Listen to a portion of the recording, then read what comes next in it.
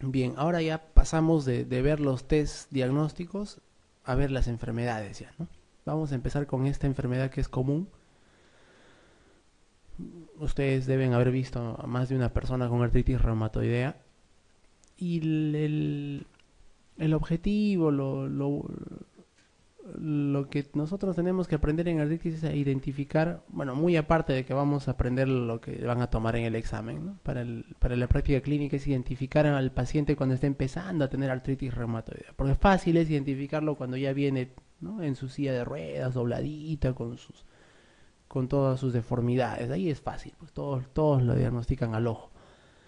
Y es importante agarrarlo temprano. ¿Por qué? Porque hay medicamentos que pueden modificar su evolución. Y en cuanto más temprano empecemos a tratar la artritis, menos complicaciones, sobre todo deformativas, vamos a tener, ¿no? ¿Cómo se define? Es una enfermedad inflamatoria crónica sistémica. Miren, sistémica, o sea, no solo se limita a las articulaciones, sino que es sistémica. Puede comprometer varios órganos o sistemas diferentes. Pero la mayor afectación es la sinovial, la membrana sinovial. Hay que tener en cuenta esto, la artritis reumatoidea afecta principalmente a la sinovial, pero es una enfermedad inflamatoria crónica sistémica, la sinovial. Su marca principal, repito, es la sinovitis inflamatoria de distribución simétrica. Simétrica, ¿no? O sea, a ambos lados, tanto a la derecha como a la izquierda, la afectación es similar o muy similar. Esa inflamación puede destruir el cartílago y erosionar el hueso, pero sin embargo la inflamación está principalmente en la sinovia, en la membrana sinovial, que secundariamente pueda destruir el cartílago que está por ahí también y pueda erosionar el hueso también, pero el principal problema es la sinovitis inflamatoria, a diferencia de otras enfermedades que vamos a ver.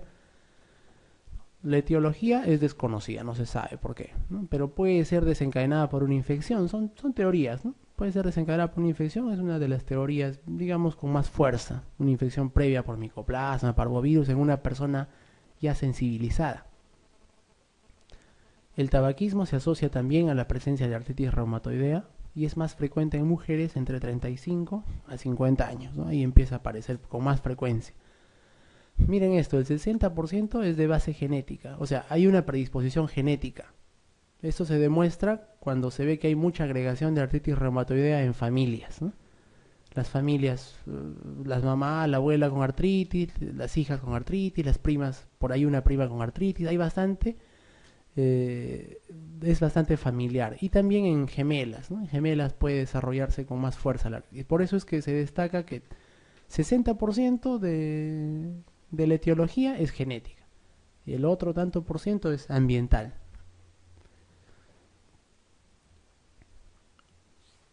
Pregunta, con respecto a la artritis reumatoidea, marque la falsa. Ah, ¿la sinovia es el principal lugar de inflamación? Sí, verdad. ¿Es una enfermedad sistémica? También. ¿Su afectación es simétrica? Sí. ¿Es más frecuente en varones de edad media? No, es en mujeres de edad media, ¿no? ¿Puede erosionar huesos adyacentes a las articulaciones? Sí. Entonces la respuesta es más que clara, ¿no? La falsa.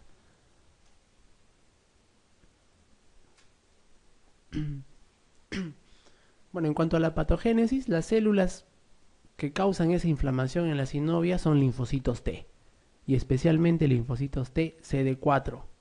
¿No? Cuando hablamos de linfocitos T CD4, yo sé que a ustedes les viene a la mente una enfermedad, ¿no?, que es el SIDA.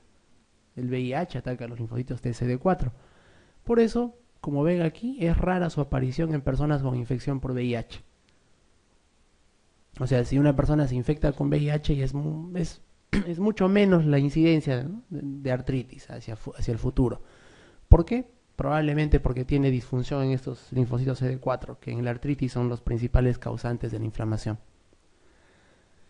¿Qué más hay en la artritis? Hay un aumento exagerado de citoquinas proinflamatorias. Las citoquinas son sustancias que se secretan o se producen a partir de las células de las defensas, ¿no?, de los neutrófilos, los macrófagos, linfocitos, producen citoquinas. Y estas citoquinas lo que hacen es aumentan la respuesta inflamatoria. Como dice aquí, hay aumento exagerado de citoquinas proinflamatorias, como el factor de necrosis tumoral alfa, la interleuquina 1 y la interleuquina 6, ¿no?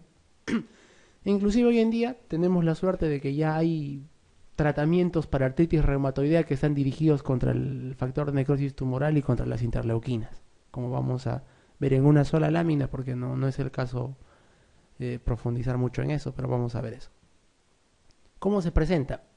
Lo característico es esto: rigidez matutina mayor a 1 hora por más de 6 semanas. O sea, esa rigidez con la que amanecen estas personas, en las manos sobre todo, porque las primeras articulaciones afectadas son las de la muñeca y las interfalángicas o metacarpofalángicas proximales, ¿no? Entonces, se manifiesta por rigidez de manos matutina en la mañana al despertarse, y suele durar más de 1 hora, y esto les va a durar más de 6 semanas. Es un criterio para tener presente, ¿no?, que puede ser artritis reumatoidea. Entonces, ¿qué nos va a referir el paciente? Amanezco con las manos duras, medias adormecidas, y que me las voy frotando, las voy moviendo, y más o menos después de 1 hora, hora y media, ya empiezo a mover normal mis manos, ¿no? Como dice aquí, esto significa que hay inflamación en muñecas, en metacarpofalángicas o interfalángicas proximales. El factor reumatoideo puede ser positivo o podemos tener positividad en los anticuerpos antipéptidos citrulinados cíclicos, ¿no? Cualquiera de estos dos. También el paciente puede presentarse con nódulos reumatoideos, ¿no? Los nódulos reumatoideos se presentan por lo general en zonas de fricción. Son nódulos subcutáneos reumatoideos. O pueden presentarse con síndrome del túnel carpiano. También es frecuente, ¿no?, que se presenten con síndrome del túnel carpiano. O sea, en la palma de la mano se engruesa la fascia palmar, ¿no?, que abarca los tendones flexores, y como por debajo pasa el nervio mediano, en este caso ya es el cubital, si no me equivoco, el paciente tiene pues parestesias de mano, ¿no? Tiene debilidad en las manos, luego tiene adormecimientos de mano y puede presentarse con un síndrome de túnel carpiano. Esto de acá es importante, esto último. Esto es importante para los exámenes, ¿no? No, estos ya son casi tardías. Tempranamente es difícil de diagnosticar una artritis reumatoidea. Existen criterios, ¿no?, que recientemente se están desarrollando, se llaman los criterios de Martin para artritis reumatoidea temprana. Por ejemplo, en esos criterios de AR temprana, ellos recomiendan que la rigidez matutina debe ser de 15 minutos nada más, ¿no? Es una manera. Si tú tienes rigidez matutina de 15 minutos, lo asocias a un anticuerpo antipéptido citrulinado cíclico, y lo asocias a un dolor que puede aparecer cuando uno le presiona las cabezas de las metacarpofalángicas, ¿no?, al paciente, le presiona suave y hay un dolor, puedes estar frente a una AR temprana, ¿no? Esos son otro tipo de criterios de una AR temprana. Ese tipo de presentación que estamos viendo no son tan precoces, sino más bien son una presentación un poco más avanzada, digamos intermedia o avanzada, ¿no? Esto de acá es importante, como les decía. Las articulaciones nunca comprometidas son las interfalángicas distales. Eso lo van a encontrar en todos los libros, ¿no? O sea, la última articulación de los dedos, la más distal, es la que nunca se compromete en artritis reumatoidea. Si ustedes tienen compromiso de esa última articulación, por ejemplo, inflamación, erosión, dolor, calor, rubor, en esa última articulación probablemente no sea una artritis reumatoidea, ¿no? Probablemente sea o una artrosis si es asimétrica, y si es simétrica puede ser una artritis psoriásica, en la cual sí se comprometen las articulaciones interfalángicas distales, ¿no? En la AR no, nunca, eso es pregunta de examen, no se comprometen las articulaciones interfalángicas distales. Eso lo van a encontrar en todos los libros, en algunos pocos más, y si ustedes revisan más a fondo van a darse cuenta que las articulaciones lumbares tampoco se comprometen, ¿no? O sea, hay que tener en cuenta estos dos. Las nunca comprometidas son las interfalángicas distales y las lumbares, pero por lo general preguntan y repreguntan sobre las interfalángicas distales, ¿no? Pero el otro también hay que tener en cuenta.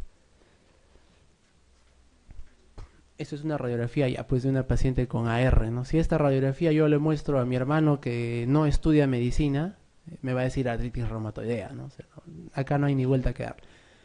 ¿Por qué se caracteriza? Miren,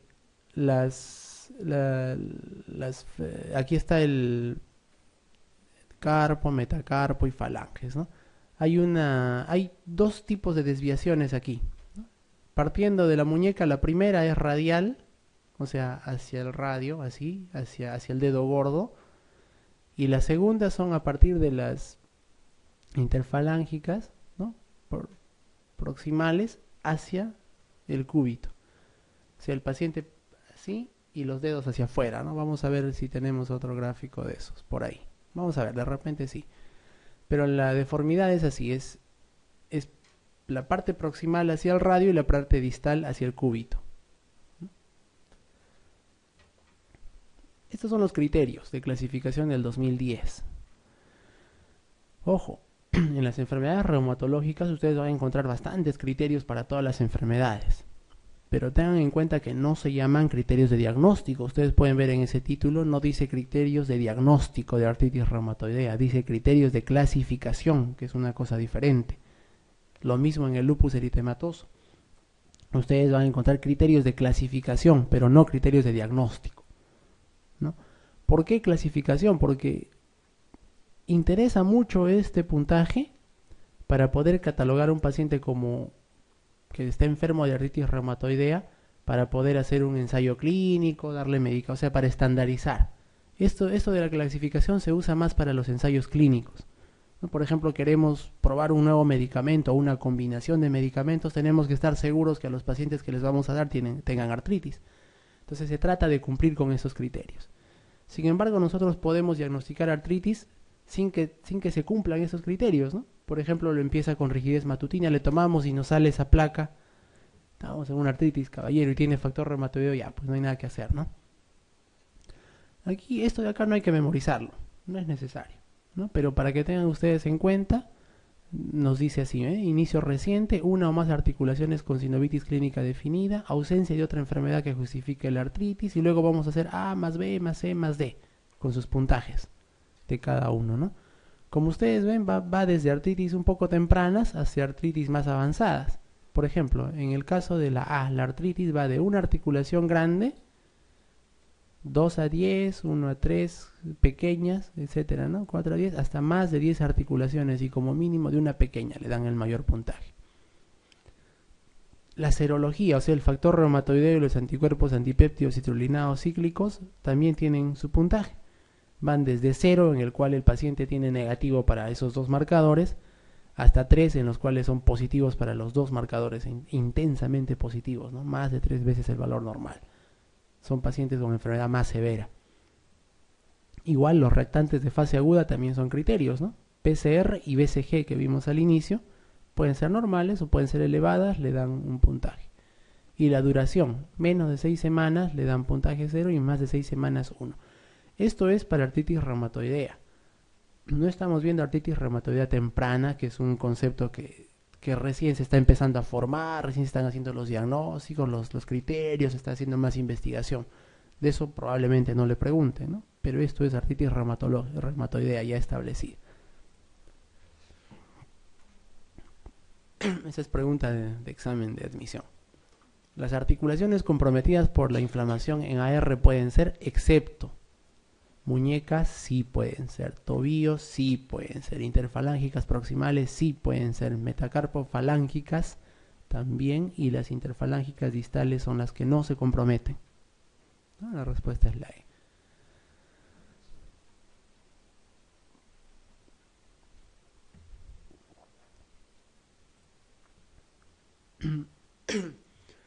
Aquí están las manifestaciones clínicas. El daño de ligamentos y tendones se puede expresar de esta siguiente manera. Hay desviación radial de la muñeca con desviación cubital de los dedos. Lo que vimos, ¿no? La muñeca se desvía hacia el radio y los dedos se desvían hacia el otro lado, hacia el cúbito. Puede haber otro tipo de deformidades como la deformidad de Botonier, la deformidad en cuello de cisne. Vamos a ver un gráfico en un ratito. En la deformidad de cuello de cisne, por ejemplo, el paciente... como no se afecta la articulación distal, ¿no? Todas las demás articulaciones se pueden doblar y la distal permanece todavía, ¿no?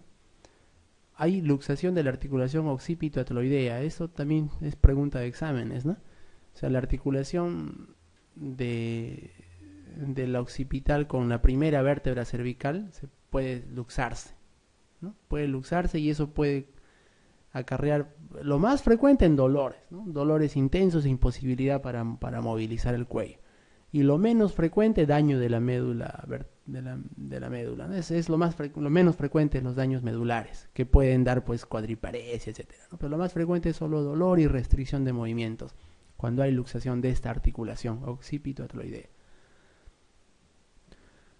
También puede haber nódulos reumatoideos, y son causados por una vasculitis focal, o sea, inflamación de los vasos sanguíneos en cierta parte del cuerpo, y ahí se forman los nódulos reumatoideos, ¿no?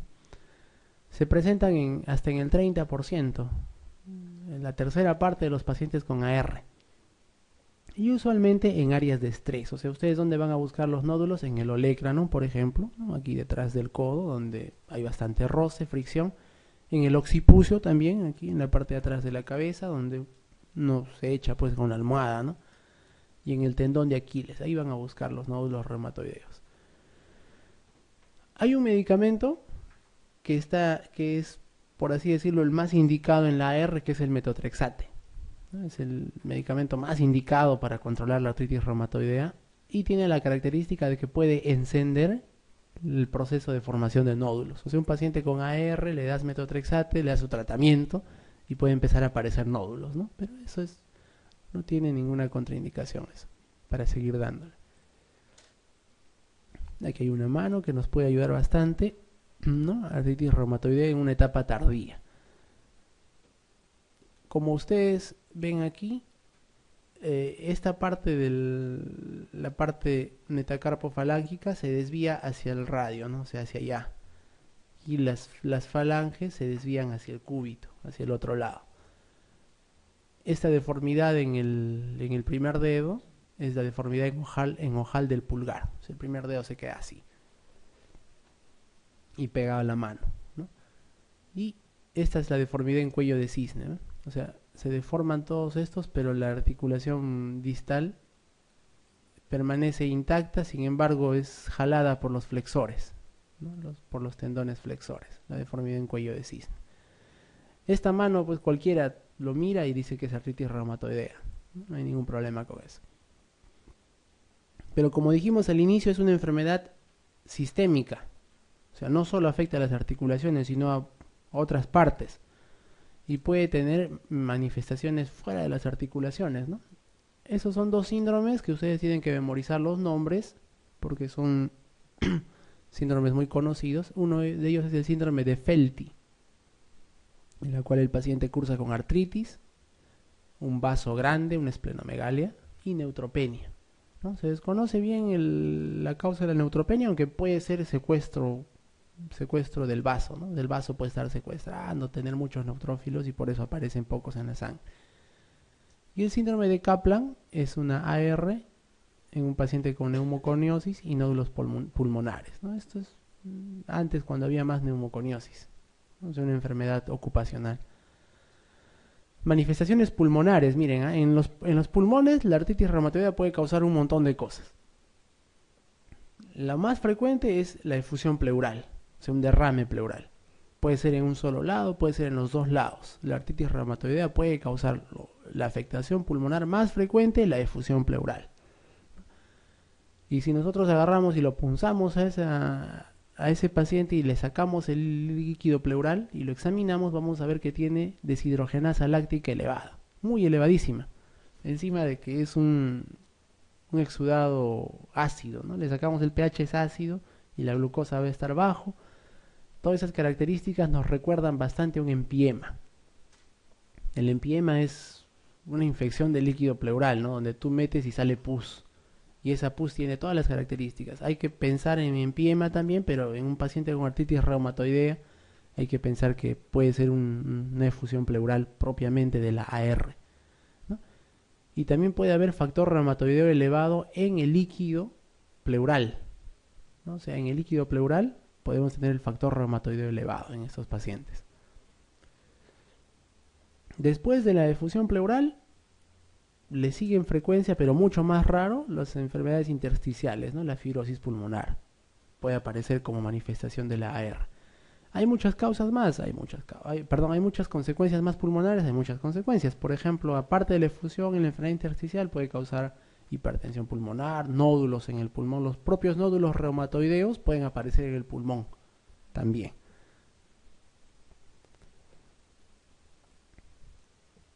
¿Qué más? En el corazón, manifestaciones cardíacas, puede aparecer pericarditis hasta en el 30% de los pacientes.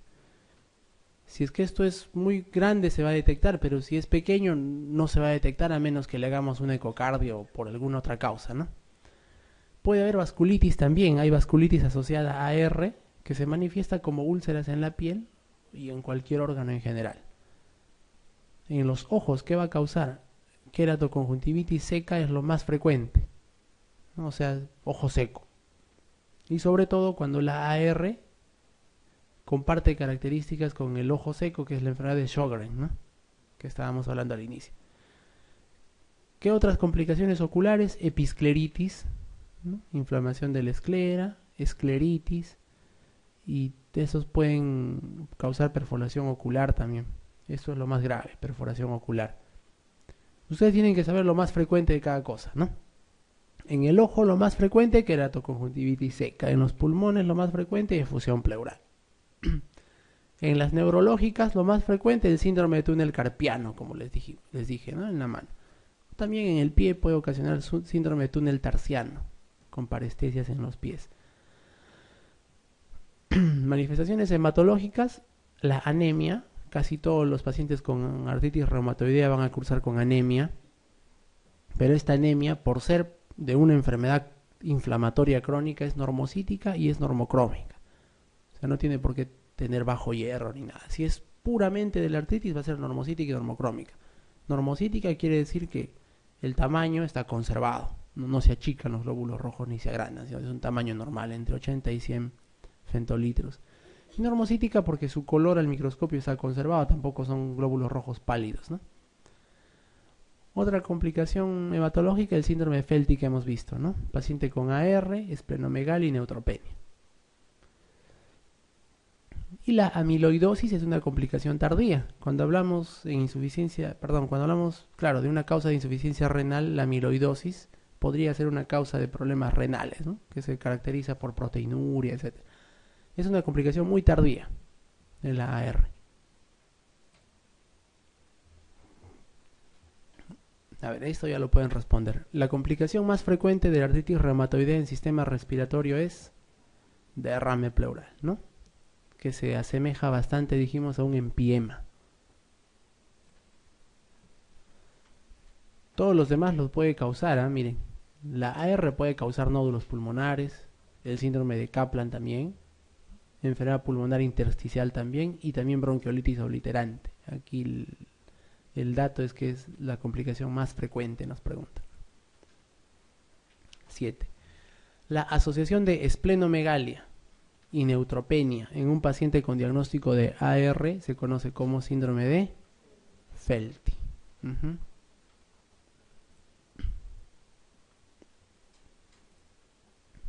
8. ¿Cuál de los siguientes parámetros es de menor utilidad como monitor de la actividad de la artritis reumatoidea? O sea, una vez que ya lo diagnosticamos, ya le empezamos a dar su tratamiento, ¿cuál de los que están acá es el que menos tenemos que ir viéndolo cada cierto tiempo para ver si está respondiendo bien o no? ¿Cuál? La BCG, el factor reumatoideo, proteína C reactiva, otros reactantes, estado general.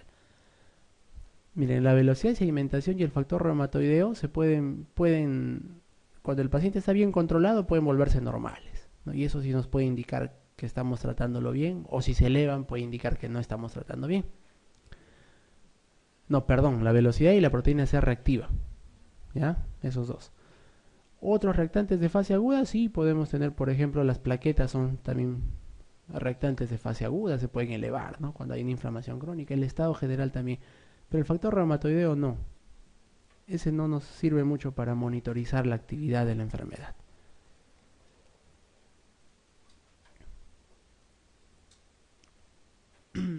9. Son criterios diagnósticos de artritis reumatoidea, todos menos uno de los siguientes. A. Rigidez matutina articular de más de 30 minutos. B. Artritis de 3 o más articulaciones durante más de 6 semanas. C. Artritis de las articulaciones de las manos durante más de 6 semanas. D. Artritis simétrica durante más de 6 semanas. O E. Factor reumatoideo positivo. La A. ¿Cuánto dijimos? 1 hora, ¿no?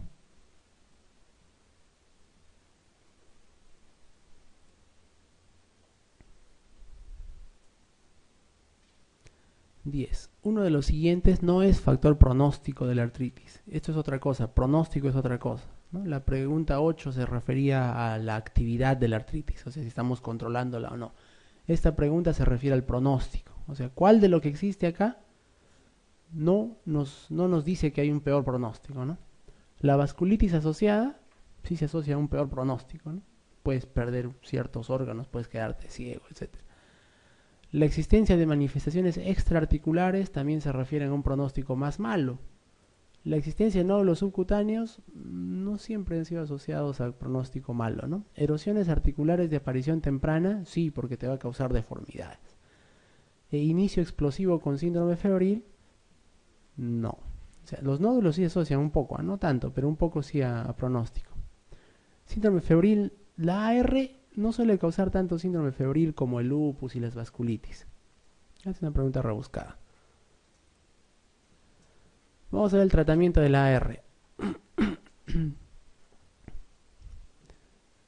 Miren, muchas veces nosotros pensamos, tiene artritis, dale antiinflamatorios, AINES, ¿no? O dale corticoides. Eso no es tan cierto. Podemos usar los AINES y podemos usar los corticoides, pero por pequeños periodos de tiempo y al inicio del tratamiento, porque nos va a ayudar sobre todo a controlar el dolor. Los AINES en la artritis solamente son sintomáticos. Puedes darle desde ibuprofeno, meloxicam, celecoxib, lo que quieras, pero solo teniendo en cuenta que son sintomáticos, ¿no? Es triste ver que hasta ahora muchos pacientes con artritis solamente los tratan con AINES, y con AINES, y con AINES, y les dan corticoides a altas dosis. Los corticoides se usan a bajas dosis. Por ejemplo, 7.5 miligramos de prednisona al día, que es una dosis chiquitita, ¿no? ¿Qué va a hacer esto? Va a ayudar a mitigar los síntomas al inicio. O sea, el paciente con mucho dolor le empiezas corticoides, un poquito, AINES, y va a empezar a dejar de dolerle mucho, ¿no? Hay que evitar el uso crónico a altas dosis de corticoides, salvo excepciones, por ejemplo las vasculitis, estás con una episcleritis, ahí puedes usar corticoides a altas dosis por periodos de tiempo cortos, ¿no? Pero no es tratamiento de elección. Los que son tratamiento de elección son este grupo, ¿no? Drogas modificadoras de la actividad reumática, o DMARD, ¿no? Le dice. O fármacos modificadores de la actividad reumática también. Tenemos un grupo grande: metotrexate, leflunomida, hidroxicloroquina es aquí, que es un antimalárico, sulfasalacina, que se usa bastante en enfermedad de Crohn y colitis ulcerativa, sulfasalacina, la de penicilamida, que no se usa mucho ya. Y todo este grupo de medicamentos va a disminuir al cabo de algunas semanas la actividad inflamatoria. Unas 3-4 semanas va a empezar a mejorar la actividad inflamatoria. Lo que dice aquí es importante: se deben prescribir o recetar en forma precoz. Y pueden tener efectos adversos importantes, ¿no? Tienen efectos adversos importantes todos estos fármacos. Hay que valorar los efectos adversos contra lo que se va a obtener de beneficio. Vamos a ver los más importantes. Por ejemplo, el más importante es el metotrexato, o metotrexato o metotrexate, ¿no? Esto sí es de cajón. Por así decirlo, es el fármaco de primera línea, de elección en AR. Es un antagonista del ácido fólico. ¿Cómo se usa? Al paciente se le dice: va a tomar usted metotrexate un solo día de la semana, ¿no? Por ejemplo, elija usted que le guste el domingo, le guste el sábado, le guste el lunes, el miércoles, pero un solo día a la semana. Ese día va a tomar toda la dosis completa. Puede ser 7.5, 10 miligramos, 15 miligramos, las 3 pastillas, 7 pastillas, se las va a tomar todas. Y el resto de días va a tomar ácido fólico, ¿no? Algunos le dan el resto de días, o algunos le dan un solo día, nomás al día siguiente, ¿no? Se usa con ácido fólico los días que no se toma metotrexate. Como reacciones adversas puede producir hepatitis, cirrosis, neumonitis o exacerbar los nódulos reumatoideos. Bueno, yo recuerdo un paciente cuando estaba terminando la residencia que vino con un cuadro de cirrosis. Tú lo veías entrar por el consultorio y era un cirrótico, ¿no? Con su asitis así grande, sus pies edematosos, pálido, con su fetor hepático, un poquito de encefalopatía porque estaba un poco desubicado e ictérico encima. Bueno, yo le pregunto si bebe, no bebía, no tenía antecedentes, alguna enfermedad, y me dice la familia que sí, que el señor tenía psoriasis, ¿no? Una enfermedad de la piel. ¿Y qué toma para la psoriasis? Le pregunto. Bueno, para empezar, la psoriasis le habían diagnosticado como hace 7 años. Y yo imagino que el paciente habría entendido mal la manera como debía tomar sus medicamentos, pero él entendió que debería tomar metotrexate 3 veces al día durante 7 años y vino con una cirrosis, obviamente, ¿no? La indicación fue 3 pastillas de metotrexate una vez a la semana, ¿no? Pero él entendió al revés. Entonces puede producir hepatitis, cirrosis, ¿no? Felizmente no le ha dado neumonitis. Otro medicamento es la leflunomida, también la tenemos en el Perú, junto con el metotrexate. Su toxicidad suele ser similar al metotrexate, ¿no? En la leflunomida, ¿qué cosa vamos a recordar? Que hay que evitar el uso en mujeres y varones en edad de reproducirse o que desean reproducirse. En caso de embarazo o toxicidad se recomienda colestiramida. La leflunomida no se recomienda pues ni en mujeres ni en varones que quieren tener hijos. Se suspende más o menos unas 6 semanas antes si es que quieren tener hijos, ¿no? En mujeres y en varones. Este otro medicamento, sulfasalacina, se usa bastante en enfermedad de Crohn y en colitis ulcerativa, ¿no? Sus efectos comunes: vértigo, cefalea o anemia megaloblástica. Y la hidroxicloroquina, que de nuevo está mal escrita acá, es un antipalúdico, ¿no? Antimalárico. Es un antimalárico que lo vamos a ver bastante en reumatología, se usa, pero tiene efectos adversos, ¿no? El más grave es la retinopatía y neurotoxicidad. Y los más frecuentes, gastrointestinales, como náuseas, vómitos, ardor estomacal y cutáneos, ¿no? Como pigmentaciones o eritemas. Cuando vamos a dar a un paciente hidroxicloroquina, puede ser por artritis o puede ser por lupus o por cualquier enfermedad en el cual se comprometan las articulaciones, hay que mandarlo siempre primero al oftalmólogo a que le haga un fondo de ojo, ¿no? Hay que ver que esa retina esté bien. ¿Por qué? Porque después la vamos a volver a comparar y si el paciente empieza a hacer problemas de visión, hay que verle de nuevo la retina. Entonces, con la hidroxicloroquina hay que tener en cuenta que puede causar retinopatías. Esto brevemente son los agentes biológicos que se están usando en ARs que no responden al tratamiento usual o que tienen muchas complicaciones extraarticulares, ¿no? Los más usados acá son los inhibidores del factor de necrosis tumoral alfa. Pero hay mayor riesgo de infecciones. Y en nuestro medio la TBC expande todos los días, ¿no? Yo creo que de todos los que estábamos acá, si somos 50, por lo menos en 40 de nosotros que hemos estado en hospitales, que hemos hecho internado, etcétera, debemos tener por ahí nuestra TBC silente, ¿no? Entonces, si a nosotros nos dan esos inhibidores de factor de necrosis tumoral, pues se enciende nuestra tuberculosis. Pero en general, cualquier infección activa es contraindicación de su uso. Y se suele evitar en ICC o cáncer. Lo que tienen que ustedes que aprender de aquí es que no se debe usar en infecciones activas, sobre todo en TBC en nuestro medio, ¿no? Vamos a ver esta pregunta. El medicamento modificador de la actividad reumática de elección en artritis reumatoidea es, de todos los que están acá, dijimos metotrexato, ¿no? O metotrexate.